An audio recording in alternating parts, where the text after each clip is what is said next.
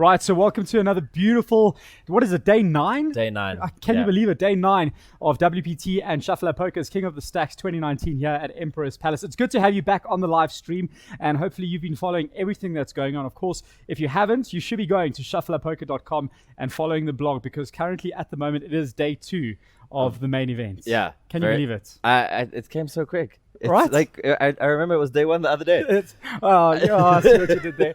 It's been incredible. It's good to see all the players still coming out. Just an update straight away. Not even going to waste any time. We have got 436 total entries, and we are down to 69 players. Yeah, it's getting to that, and the payouts start from 55. Yeah, so we are getting to the dreaded bubble, which is everybody talks about. Yeah, no one ever wants to be bubble boy, but at least this year, there is a bubble prize.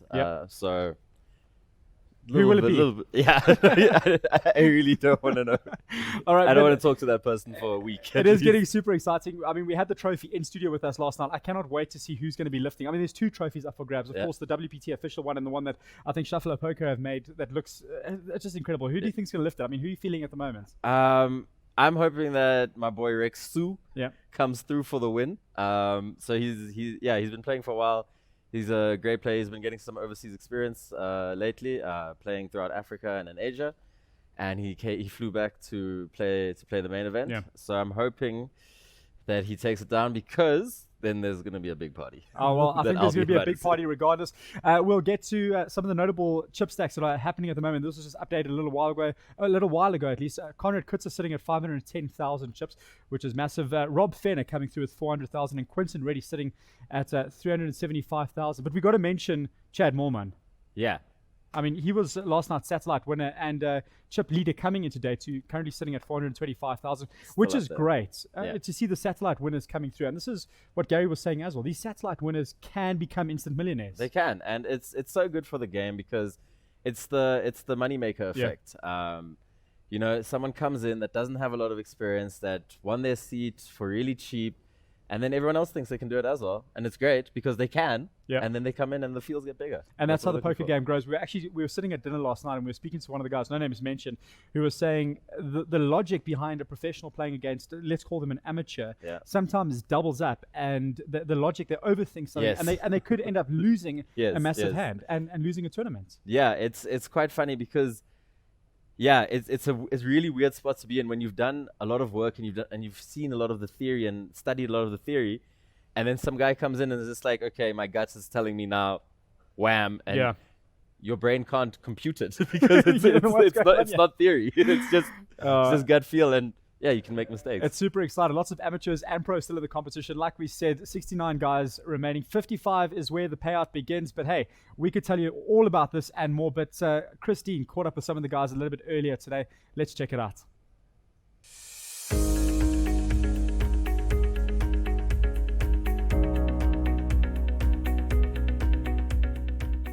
Yeah, the first day was quite interesting, so looking forward to the next 2 days, especially when the rewise stop makes the game a bit more interesting.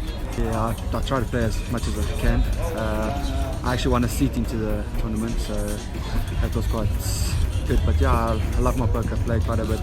I won one of the satellites, I think it was like 2-3 weeks ago, like 99 players, so it was quite good way to come into this tournament.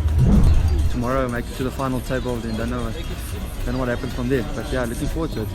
And when the main event, I'm not gonna complain. Players play very different. So you get some players that like bluffing and they like playing the play instead of the board. And then you get some players who play tight. So it's interesting. You have to watch the game. There's very different players. You can't get a general feel of everyone. Looking forward to it. Biggest event of the year.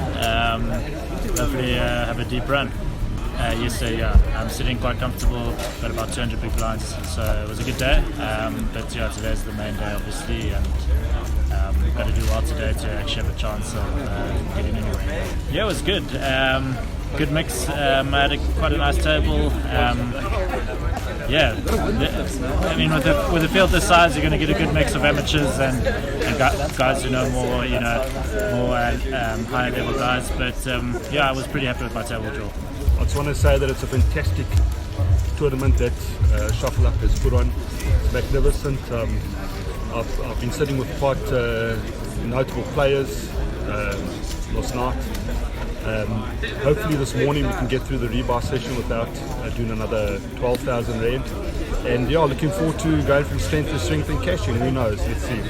And it's a very, very well done to Gary Lenton and Shuffle Up. Hey guys, Gareth Duncan here at WPT. Just entered the main event. It's going very well at the moment, a big field. Not used to such a huge field coming from Cape Town. So coming here, see the different kind of players, different styles of play is quite cool. New experience was considering the size of the field, and when you move tables, you got to start all over. So it's more of a marathon, not a fast sprint. So you got to keep it in mind during the entire day. Like we started now at 12. It's probably going to be a grind till 12 if you get there, if you're lucky enough to get there. So yeah, enjoyable day of fun.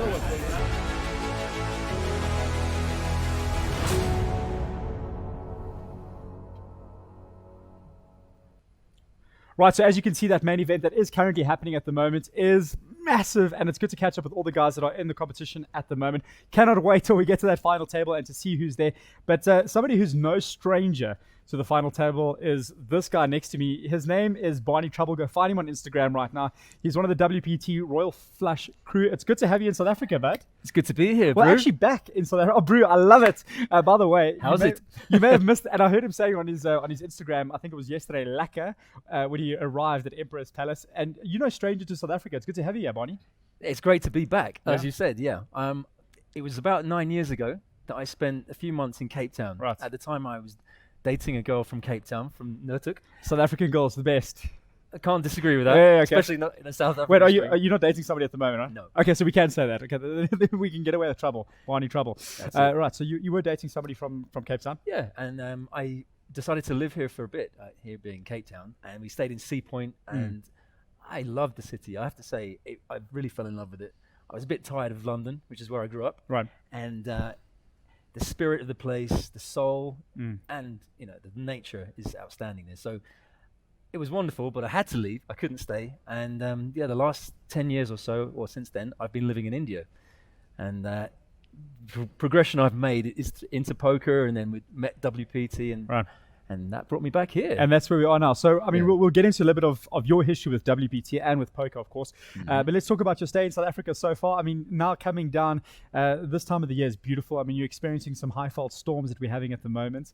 Wow. Have you had a good time in South Africa so far since your Brilliant. trip here? It's been far too short. Yeah. We had just about 48 hours in Cape Town. I saw you guys went up Lion's Head. Yeah, I led the crew up Lion's Head, which they weren't expecting it to be quite as taxing as it was. Right. But it was great. We had beautiful weather there. And did Chapman's Peak Drive, took them to Boulders, see the penguins, and ate in some nice restaurants.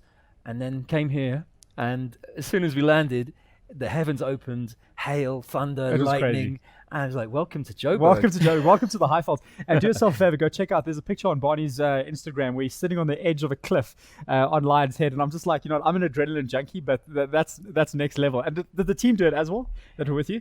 Everybody did their thing. I think I got the closest to the edge. Yeah. I'm not too bothered like that. Yeah, you're a bit of an adrenaline junkie as well. It's been known. Yeah. Awesome. Let's talk about WPT, and you now are one of the WPT Royal Flush crew. I love how I've got to make a note of this. It used to be called the Royal Flush Girls, and then came Barney Trouble, and I think that's the reason it changed to crew, because they were like, we got to get a good looking guy here and enter Barney. Well, strictly speaking, Yeah. there was one guy, Beach, Okay. who was in the Royal Flush crew, but after it was changed from Royal Flush Girls, and he and his partner, I'm not sure if they're married, were both in there, and they've had a kid, so they're out for the time being, and I'm in. Amazing. But when I got the call up, I was thinking, how am I going to fit into a group of exquisitely beautiful Instagram model level girls? And they are beautiful, let's be honest. I mean, you got to go follow them Yeah. on Instagram as well. It's WPT_Royal Flush Crew. Go check it out. Yeah, and I felt maybe like I was going to be the odd one out, but I have to say I've met them all at the in Vegas for the Tournament of Champions this May, and it was like becoming part of a family. It was a beautiful vibe. Everyone's super friendly, and at no point did I feel like the odd one out. Put it that way. Well, I've seen some of the videos, and there's also, and I keep referencing to your Instagram because obviously that's the points of contact that I've had with what you're doing. Yeah. And there's a video of you having the fastest dealer competition. What I like is I don't think you competed. You didn't you didn't show us your time. No. Why? Oh, because it was a players' competition. Okay, there we go. There come the excuses. You probably did. Correct me if I'm wrong. He probably did, and he was like, "It's too slow. I'm not going to have this on camera." The first time for sure. Okay. But as I was there doing it and in between players, I tried again.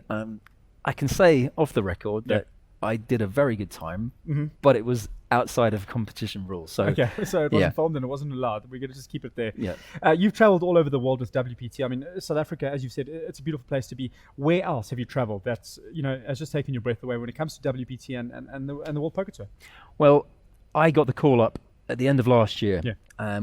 I'm working in poker in India.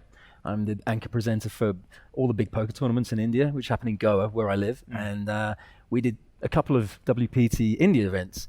And on the second one, I had a word with some of the core staff, Angelica Hale and Jing Masinda. Said, maybe you've got a little spot for Barney Trouble. Yeah.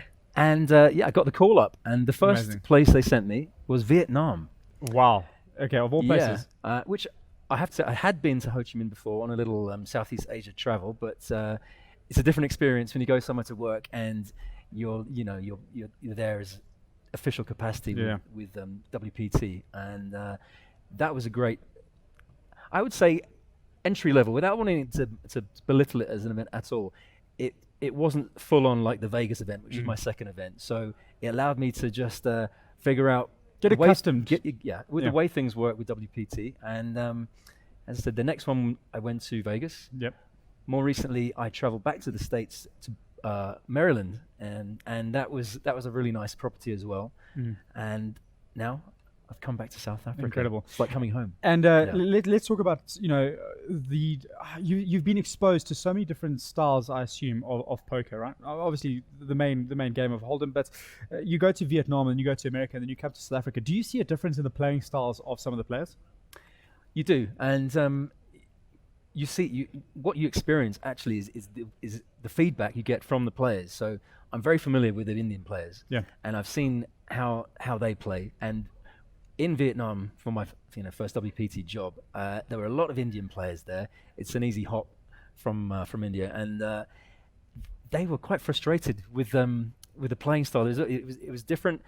Of course, you've got the additional complication of people speaking a language that you don't understand at the table, and it was a bit like turning the tables on them, excuse the pun, because at home English is the main language. In India, English is the main language of the casino, but they can speak in Hindi or a myriad of other Indian languages to themselves, which can frustrate the foreign players. Right. But it went back on them, and the feedback, the playing style is slightly different.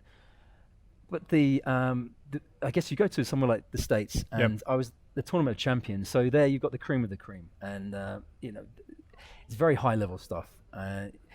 In no way could I sit down at a table and last more than a few seconds, a few rounds. These guys. And these guys are going for 2-3 days to get to that final table. I mean, how taxing it is, on the mind and the calculations that are going on, and that pressure. It's quite fascinating, to say the least. Yeah, it's a level of concentration and sustained concentration, probably exceeds what are other sports that do this, like Formula One racing. It's shorter, but it's very intense. You've got to be on the ball. Tennis, let's say, you can have a 5-set Grand Slam match, and you've got to keep your mind fresh and the whole time. And yet poker blows everyone out in the water. Yeah, absolutely. I mean, it's a marathon. 3 days of this intense concentration. Yeah. Sure, there's no physical exertion, but the fact that you're constantly analyzing another player, and just one slip up can literally cost you half your pot or half your stack at least, and potentially the tournament. Yeah.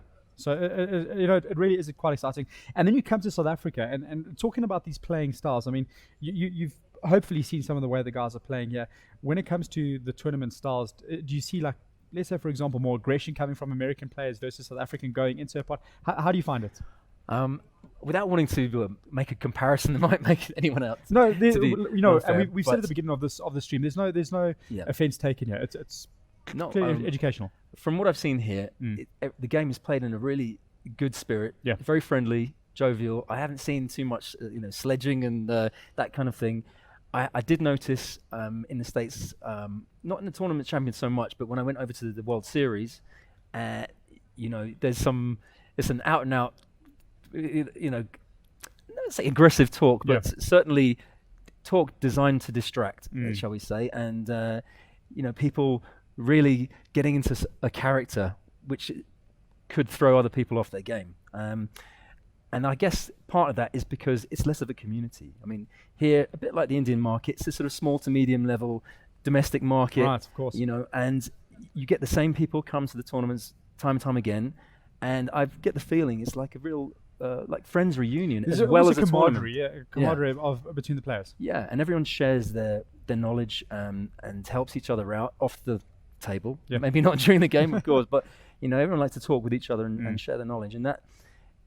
I think that's a really good sign of a strengthening, game in the country. I mean, it's not just South Africans. Obviously, there's players from all over Africa, but the future is bright. These guys are going to be their game's going to be getting better, and when they start playing overseas more, they will have a camaraderie overseas as well, which is a big help. Absolutely. You've got your home rail.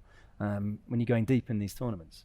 Let's actually talk about that. So, with South Africa, as you have said, we really are a growing community when it comes to world poker. I mean, America's obviously dominated, and we've, I think, been exposed to a lot of American players with regards to, ESPN and YouTube, and we've seen all these masterclasses coming up like Daniel Negreanu and all these guys, right? South Africa now growing up through that. Do you see, how we've grown over the past couple of years? Have you been following South Africa and how we go up? I'll be honest with you, I haven't followed it. I did hear that Phil Ivey was bubble boy in the first WPT here, which must have been frustrating. Great for us. Great for you. Frustrating for him, to say the least. Phil, we love you. If this gets to you, we do love you. Come back, please. We invite you to come back. Yeah, so I couldn't say for sure that I've witnessed the growth, because this is the first time I've been here and witnessed it. But I see some real familiarities with the community spirit here and the sharing of knowledge, as I said, and I think that bodes very well. If everyone was just very insular and playing for themselves, you might get one or two people, doing well internationally. But when you've got a team spirit, and I know it's the same with India, when they go to Vegas, or it's like Team India. When it's not a national team event, it's an individual event. But to have that extra support, the extra knowledge pool that you can all draw on, and coaching that goes on, it's wonderful. And I guess these players will go on to bigger and better things. In your opinion, how important is coaching for a player? A lot of guys will come in and they'll read books and watch videos, but having a coach, they're actually sitting with you and going through hand by hand afterwards, almost analysis, if you want to call it that way. How important do you think it is? I think it's invaluable to a lot of players. I've seen, just recently in WPT India, I keep referring to India, but it is my home. Of course. The player that won the main event there, he attributed his win to one of the biggest Indian players that's done well, has got a bracelet in the World Series as well. And I know I can't even imagine you've played all day on the tables, and then you've got to go off and then discuss hands. It's tough. It adds another level, but it obviously gives more than it takes away. And if you've got the right advice and you've got a good relationship with your mentor, your coach, I think it's got to give you confidence in your decision making, which is, the crux. It's of valuable. The game. Yeah. You as a presenter and one of the WPT Royal Flush crew, how difficult is it for you not to want to enter a competition? Considering how quickly I would get straight back out of the competition, it's not so perfectly okay. It's perfectly okay. I'll stick to talking about the game in public, let's say, and learning. One day I'll go in there and I'll take it down. Well, maybe we want you to come and join us in the WPT main event. Yeah, there's one coming up in March, and it'd be great to have you. It would be great to have you come and join us for that. I mean, are you going to be back? I don't know. I haven't had a call yet. Okay. Things get decided because of people get sent different places at the last minute. I would love to think I would come back. I mean, it'd be love to come back here. It's a wonderful property here, the Emperor's Palace as well. It's been great staying here. Maybe the weather will be better when I come back next time. That's the beauty of it. I don't know if, hopefully you're not staying out too late, but during the mornings, it's great weather and you can explore a lot of it. You can go chill by the pool. And then in the evenings, we get this. I don't know if you've had a chance to look outside, but when these thunderstorms in South Africa do come, as you probably know in the high velds, the lightning that we get to be exposed to is so picturesque. And hopefully you get to be exposed to that too. Yeah, and the hailstorm. And the hailstorm, which, by the way, I had to drive through on the way here. Barney, thank you so much for coming and joining us. It's a pleasure to have you here in South Africa. And do me a favor, go check out Barney's Instagram. It's a hell of a lot of fun. I promise you, the videos that the WPT Royal Flash crew that they put up, I promise you, I laugh. I was watching Alex O'Gray's video the other day where she was doing a Halloween thing, and I had a proper laugh. Like a thriller video, Michael Jackson. That beats, yeah. That was brilliant. You and the crew are incredible. You guys are doing such a great job. And please, you're welcome back in South Africa anytime. And hopefully you're not going back too soon. When do you leave? Unfortunately, I'm flying out on Monday. So the day after this finishes, I'm straight to the airport and back to India. Yeah, but come back to South Africa. Come and experience it with us. I won't need more than one invitation. Trust me, I'm back. Hopefully we'll see you next year at our tournament that's happening here again at the Emperor's Palace. And thank you so much for coming through. Thank you, Alex. It's been a pleasure. Amazing. I look forward to it. Great. If you want to see more details, you can go check out the WPT_Royal Flash crew. You can check out Barney Trouble. I think it's Barney Trouble 1. Barney Trouble 1. Barney Trouble 1 on Instagram. And listen, it's going to be great. These are the events. These are the people that Shuffler Poker and WPT are bringing out to South Africa because of main events like this that's happening at the moment. Quick update that is going on. I saw that Jared Solomon just doubled up a couple of moments ago. But hey, listen, if you don't have more reason to enjoy what's going on at the main event, check this out.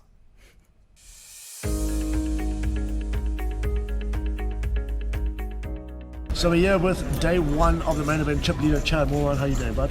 And yourself, Chris? Good, thank you. How's the day been treating you? Day two? Day two started off well.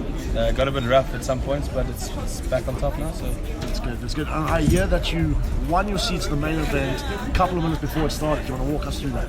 Yeah, it was fun. I had a seat already, so we were definitely going to be playing. But the 4 o'clock satellite, myself and a mate of mine just said, let's get the main event jitters out and go and play some poker. If we win, we win. If we lose, we just jump in after. That's good. And we both ended up running deep, and we both ended up getting seats, which is fun. And in regards to yesterday itself, any key hands that you find that really, pushed the boundaries for you? Sure, yesterday was a roller coaster. We went up to 100, down to 50, and then just boom. Any 2 cards we were playing was just absolutely murdering the board. If I needed a flush, we got the flush. If I had a set against a flush, the flush didn't come. So dealers were good to me yesterday, so can't complain. Chad, thank you so much for taking the time to have a chat with us, and best of luck with day two. Shut up.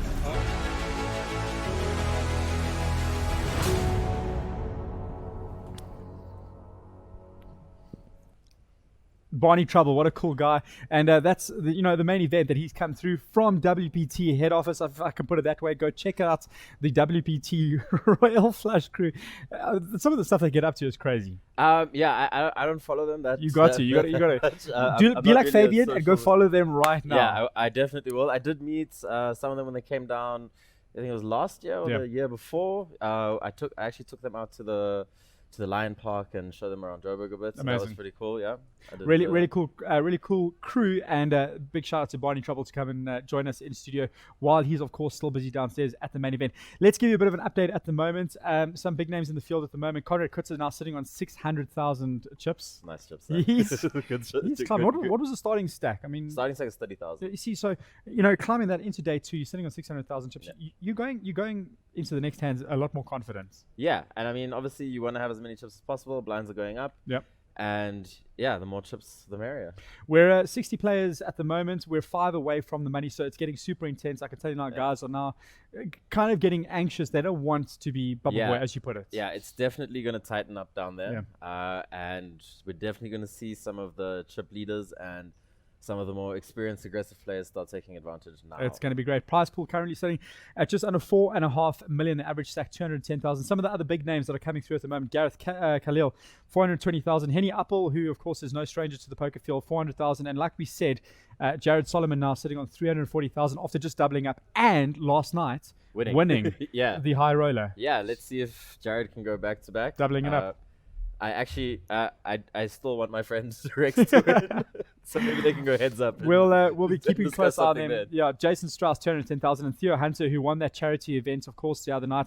He was one of the guys that got one of those seats, one of the 15 seats. He's now sitting at 160,000. Theo Hunter doing extremely well. Yeah, and we've got Bozo, David Rosenthal, also in amongst the Bozo, my player for the tournament. We'll have to come on, Bozo. Anyway, sitting at 130,000, and Devon LaRue, who's also no stranger, sitting at 100,000. Let's discuss some of the hands.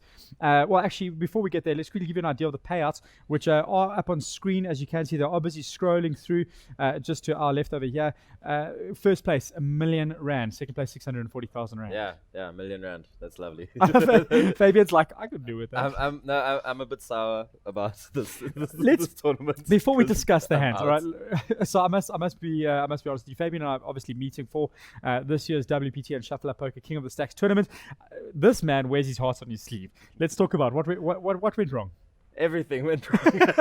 If you don't know, Fabian was taking part in this year's main event. What happened? Yeah, there were just there was one big hand really that was basically the end of my tournament. It was 2-pair versus 2-pair. I had flopped top pair, turned top 2-pair. The guy that I was playing against turned top pair, then his kicker hit the river, and he rivered a bigger 2-pair. And yeah, that was the hand that took me from starting stack basically down to nothing, and then the rest is irrelevant. I hate to say it, but I'm glad you're now sitting next to me, and we can tell everybody at home that you can still enter main events and not be broken-hearted like Fabian. Right, Fabian, hard luck, brother, but it's good to have you back here in studio with us. Yeah, it's nice to be back. All right, let's discuss some of the hands, and this is why Fabian's here, because he can talk about some of his favorite players. Let's talk about hand number one, and let's go through it. It'll be on screen at the moment. If you are wondering who Rex is, that he is him right over there, that big smile on his face, and this is probably why. Let's go through this hand. So Rex opens to 6,000. And the opponent defends the big blind. We don't know from where Rex opened, but we'll see let's try to figure it out when we see what the hand was. The flop is 3-3-2 with 2 diamonds, and the big blind bets out 11,000, and Rex calls. So at this point, you're not expecting Rex to have a 3 in his hand to call with, right? Because he opened the action. And would you expect him then to raise? He raised pre-flop, so you don't expect a 3. He could if he does have a 3, he could just flat call here just to trap, maybe induce another bet on the turn, but it's unlikely that he has a 3. This is what you'd expect. Yeah, this is what you'd expect, but it could be completely different, obviously, because people can do whatever they want. Really. Fair enough. The turn brings down another 2, and the big blind leads again for 15,000 this time. So the pot's getting quite big, so it's getting quite a meaty pot, and Rex calls again. So at this point, this is a weird spot where Rex is just flat calling like this, because at this point the latest you'd expect if you did have a 3 to raise, because flat calling here makes you kind of gives away that you're strong, because I know it seems counterintuitive, but because you're just calling, it seems like you want the other person to keep betting. You want the guys. Fair enough. Yeah. Okay. And to be fair, this immediately, if I had a strong hand, this is what I would try to. And this is where, as an amateur versus a professional, would probably call me out, because I'm trying to lead that player in to give me more chips. Yeah. Right. So Rex calls again. And the river comes a 6 of diamonds, which completes the flush, right? But it is a double paired board, so it's very unlikely that a flush is going to be good here. Okay. Because the big blind can obviously defend quite a wide range, so the big blind can have a 2, can have a 3, and then it's a full house and the flush is irrelevant. Right. So it is, So our player that was a big blind was a lady. We're not sure who the name is. We'll keep it as player X for now. Yeah. Goes into the tank before eventually deciding to call with pocket kings. Well, she bets 11,000. She bets 11,000, and Rex raises to 50,000. Now this is the raise that you're talking about. That if you had a stronger hand, he's going to take it up. Yeah. So at this point, if he has been playing a 3 or a really big hand, maybe an overpair or something like that, this is obviously his last opportunity to get value for his hand. So absolutely. He has to raise here. She goes into tank before eventually calling with pocket kings. Let's just talk about that term quickly. When you say she goes into tank, what do you mean by that? It just means that you're thinking about what to do. So it's your turn to make your decision. You've got all the information that you have available to you, and now you're just taking time to think. So we have terms like going into the tank, which means you take some time to think about it. We have snap calling, which means obviously straight away saying just I call. Yep. straight away, and things like that. So she shows her pocket kings, and Rex, the biscuit, has pocket threes, so he flopped quads. Unbelievable. So it's basically the only three that makes sense. You know what I mean? And here's the thing: what he's done quite smartly here is, I mean, he could have just gone in guns blazing and chased everybody off the pot. Scared her off. Yeah. Instead, those flat calling that you were calling there, smart enough, it did work out for him. Yeah. Obviously, I think Rex might be kicking himself a little bit when he sees that she had pocket kings, because it means he could have gotten a lot more money on every street. But hindsight's 20/20 vision, unfortunately. And while that's Rex taking a massive pot there, 400,000. Yeah, so that of course is Fabian's favorite player at the moment, which is super exciting. He's a really good friend. I want him to do well. All right, so let's cut to our next hand here, which was quite exciting at least. We'll pop it on screen, and this was we'll find it was Angelique and let's see, Angelique Pepler and Federico Gomez, which went quite interesting. Yeah, let's go. Yeah. So Angelique raises to 8,500 from hijack. And just give you an idea, the blind sitting at 1,500, 2,500 at this stage. So it is quite a big raise. It is. It is like 3.3x, which is a lot bigger than you'd think. But yeah, she probably has her reasons. Let's see what. A tactic at this stage of the game. You know, sometimes in position, it's nice to raise a bit bigger, because you're playing your hand in position, so you get all the information before you make your decision. And sitting in the hijack position, you have that ability to be able to see what everybody's doing. Yeah. So hijack, as we discussed, I think it was way like back episode in 2. Yeah, day 1 or something like that, Yeah. is quite a good position to be raising from. So Federico Gomez in the small blind calls, and we get to a flop 9, Jack 7, 2 spades. So let's see what happens. So Federico obviously checks.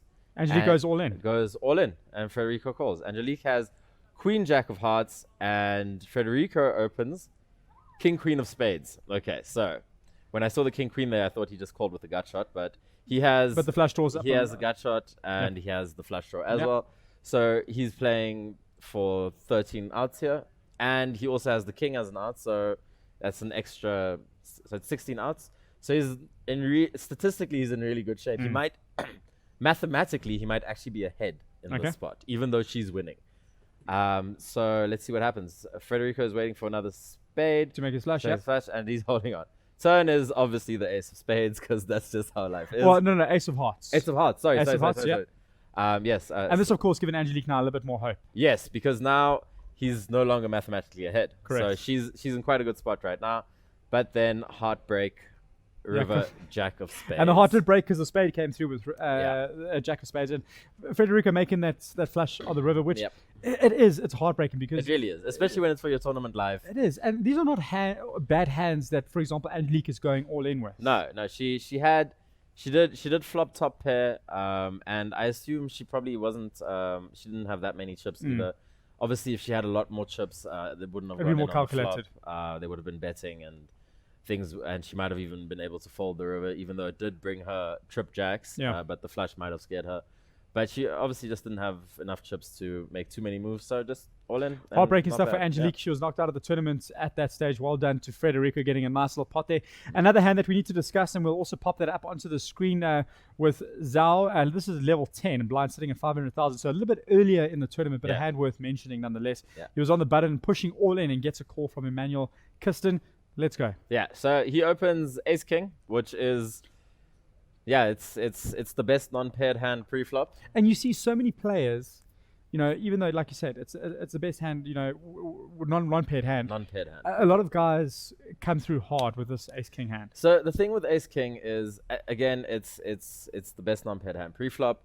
And the biggest thing about it is that it blocks aces and kings. And what this means is you're holding an ace and a king, so it's unlikely that someone else at the table has a combination of 2 aces or 2 kings. Right. So with every other pair, you're racing. You're in a flip at worst. That's the worst possible scenario for you, basically. Usually. Obviously, sometimes you run into aces, you run into kings, and you swallow sadness, but it is what it is. Right? Fabian would know. So Zhao opens up with ace king. Emmanuel opens up with king queen. So also not a bad hand. No, not a bad hand at all. It's I like the hand a lot. I prefer it when it's suited as a call.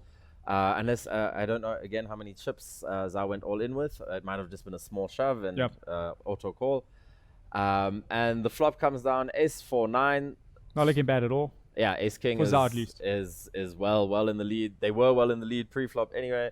Turn 7, river 6, and double up for Zhao. And Zhao wins with a pair of aces. Emmanuel knocked out of the tournament. He's actually knocked out, at that stage. So interesting that Zhao went all in and Emmanuel calling that. Yeah, that makes it a little bit more interesting that he called with king queen for his tournament life. Exactly. That's a little bit dicey. Very risque, yeah. Yeah, not my favorite thing, because if you don't hit, you're losing to ace 2 with king queen. At what stage? You know what? Okay, let's talk about this though. Let's say, for example, you were in Emmanuel's position. You were at the stage where you were playing for your tournament life, but like you've mentioned before, if you're sitting at, let's say, 10 big blinds, you get a hand like king queen. You just like, I have to play it. It's a mistake that I see being made, where you're short stacked and you get a hand like king queen or king jack or ace 10 or things like that, and there's been a shove before you. Right? In those spots, I prefer folding and waiting to take the action myself. I prefer shoving in with king queen as opposed to calling a shove with it. Yeah. I made that mistake in last year's main event, where I hadn't seen a hand for about 2 hours. We were 13 left. There was a big money jump, and someone shoved all in under the gun. I was on the button. I saw king 10 and just spazzed out and put my stack in.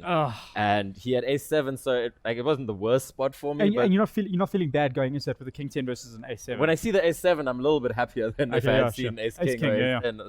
But like it's just a mistake that like I make the mistake as well. You get frustrated, but like just some advice that I got once is you always have more time than you think. So rather be the guy that shoves all in with king 9 suited from the button instead of the guy who's calling king queen when it's been shoved already. Well, there we go. Some advice from Fabian, who has played enough tournaments to give you some advice if this is your first time coming through to WPT or Shuffle Up Poker's King of the Stacks 2019. We are about 4 minutes away from a break on the main event. These are some of the hands that you can find up on the shuffleuppoker.com blog. Go check out some of those hands. You can learn a lot from this. Yes, you can. You can see what the great thing is that the names are up of the players. Yeah. So you get an idea of how players play. And that's the crucial part, is you have an idea of how these guys are going in. So when you come here next time, you're like, oh, this guy likes to go all in with Jack 10 for no reason whatsoever. Let me remember that. Fabian. Or 7-2. Or 7-2. Go check out 2 episodes ago where Fabian doubled up on a 7-2 in a free roll. Well, it was a free roll. It was a free roll. It was a free roll. Go check out that episode. I think it's 2 or 3 nights ago. It is up on the shuffleuppoker.com website. I think actually, in fact, up on the Facebook. Quickly, like we said, we're about 4 minutes away from the break. We've got to go through some of the notable players that are currently sitting on some massive stacks. When they go on the break, this will be updated on the website. Some of the names that you see here. So Conrad Coetzee is a really solid player. He's been playing for years. He's been playing high stakes poker when I was still dealing poker. Sure. So he's been at it for a while. So he's quite to me he's quite a mysterious character because he'll disappear for a while and then he's back. I don't really know where he's been or what he's been up to. But he's a cool guy. I enjoy and I've chatted to him a few times. I enjoyed my chats with him. I enjoyed playing with him. He's a very deliberate player. Very solid player. Gareth Khalil is currently sitting on 420,000 chips. The last time we did an update, not bad at all. Gareth Khalil also been playing for a really long time at these stakes. And Gareth has really great natural ability for this game. He understands how the game works. He understands players and betting and really, really good spidey sense, as I like to call it. That X factor. Henny Apple 400,000 and Jared Solomon, who we mentioned a little bit earlier, doubling up 340,000. And of course, Theo Hunter, who I have to mention, went on to win that charity event that happened on Wednesday night. He won that seat as well, besides getting money to be given to charity. Well done to Shuffle Up Poker and WPT for organizing that. But now currently sitting at 160,000, which is great. Winning a satellite to come into the main event and sitting as one of the top chip leaders. Yeah. And Theo, I played with him quite a bit as well over the last 3 or 4 years or so. Also a really solid player and just one of the best guys I've ever met at a poker table. Always has something nice to say, always smiling. He never gets angry at players if something doesn't go his way. If he takes a bad beat or something like that. He's just really nice guy all around, and I'm really happy I'm glad he's there. Bozo as well and Divan, we will be following all of you guys. And like I said, and like we said, the full chip count will be up on the shuffleuppoker.com website as soon as these guys go on a break, which is now currently 2 minutes away. I think some of these guys are hungry. We did speak about this. We did touch on it last night. Let's quickly talk about Swartkopmund's series of poker, which is happening in Namibia first week of Jan. Yeah. In case you didn't make this main event, Fabian is begging you to come and join us there. Yes, go to Swartkopmund, bring your family, bring your partners, bring everyone. Swartkopmund is an amazing place. I know I sound like a tourism advert for Namibia right now, but it really just is. I was there many years ago. I went on a holiday. I went on a road trip with my dad. It was one of the most amazing experiences of my life, and it's just beautiful. It's absolutely it's just. You really need to see this place to believe how great it is. And there's a great deal for you. The first 5 players that do enter, you do get your accommodation sorted out by Shuffle Up Poker. That's all thanks to Gary, who we did speak to last night, which is a great deal. So come and join us for that main event. And then, of course, just to give you a heads up, that I just want to confirm here, the 30th of Jan to the 2nd of Feb is that's when the Swartkopmund event is happening. So it's actually the last weekend of Jan, not the first weekend. So just confirm that. So start getting that booking in. You can go and find all the details up on the shuffleuppoker.com website. We did catch up, just one thing. So it might be a bit confusing for some players who haven't played before. You'll see that the values of the buy-ins and stuff are in Namibian dollars. Yes, it's 1-to-1. So it's the exact same price as the rand. Well, there we go. So the conversion rate. Yeah, you don't need to worry that you're going to get there and it's 50,000 rand all of a sudden. You know what? You can actually use it as an advantage if you want to talk to your husband or wife if you are entering and say, "Babe, look at this. I got a great deal in dollars." They don't need to know it's Namibian. You can trick them like that. That's a tip from Fabian and I. Yeah. Listen, before we go and say goodbye, we did catch up with Gavin Sardini. Yes. Which is something you need to catch up. Was it you or was Chris? Chris caught up with him earlier. Amazing. Yeah. Christine, our colleague, caught up with Gavin. Check this out.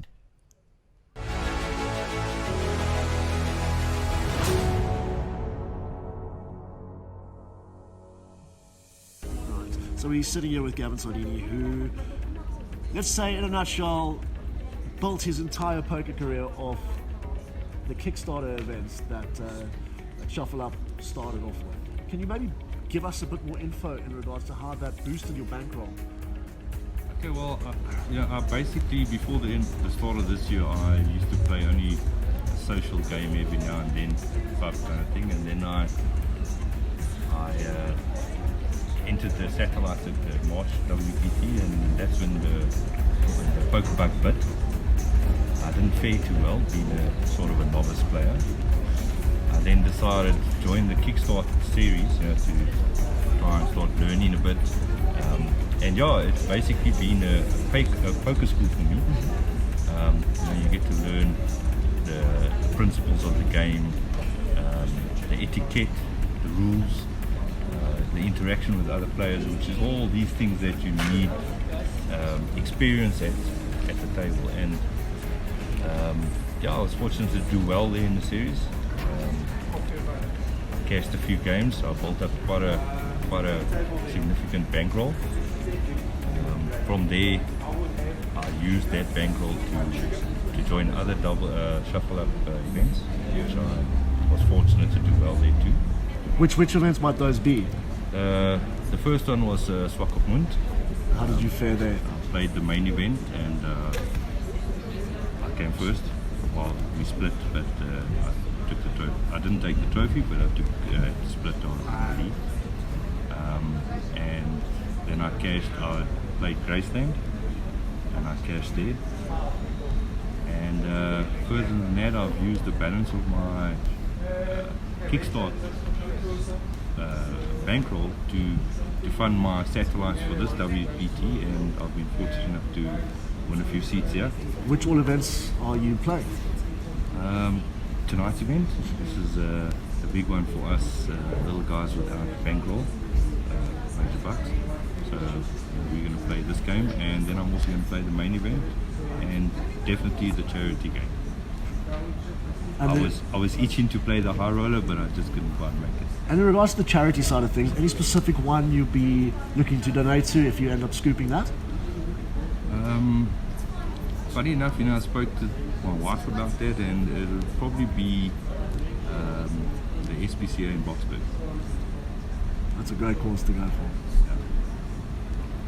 Fantastic. Thank you so much for sitting down with me. I do appreciate it, and nothing but the best for the rest of the series. 100%. Thank you very much. Thank you so much. I'd just like to, if I could just add something quickly, I'd just like to make a shout out to the other Kickstart guys. I think I learned a lot from them, and I think that the next big names are coming from those guys. That's the poker school, and I hope they do well. And I also want to make a last shout out to my wife for the commitment she's given me and the support and encouragement to pursue this. It's fantastic. Thank you so much again. So be sure to check out the next campaign for the Kickstarters that are coming up very soon.